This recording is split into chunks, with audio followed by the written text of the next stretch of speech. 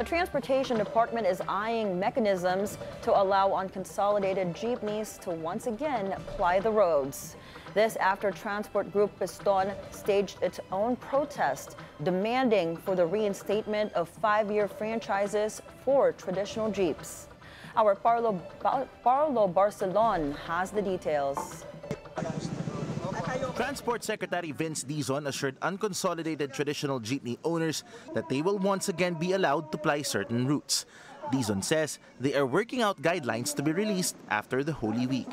Siguro, right after Holy Week, siguradong meron na tayong final na magiging mekanismo para makabalik kayo. Pero ang utos ko na ho sa komite, kailangan yung mga hindi nakapasok lampas dun sa April 2024 deadline, kailangan makapasada.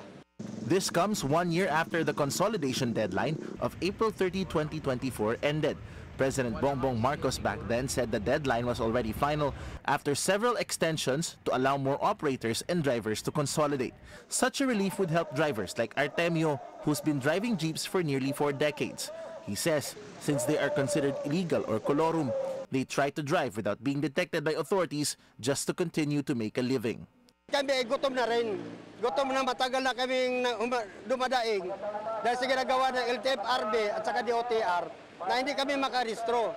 Piston National President Modi Floranda earlier called on the DOTR to implement specific plans and not just continuously study problems plaguing the transport sector.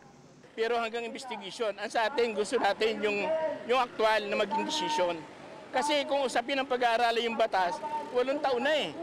8 taon ng tuloy-tuloy na pinag-aaralan eh. Hanggang ngayon ba naman, kailangan pa rin pag-aaralan. Dizon assured operators that the process for allowing unconsolidated jeeps to once again travel will be hassle-free.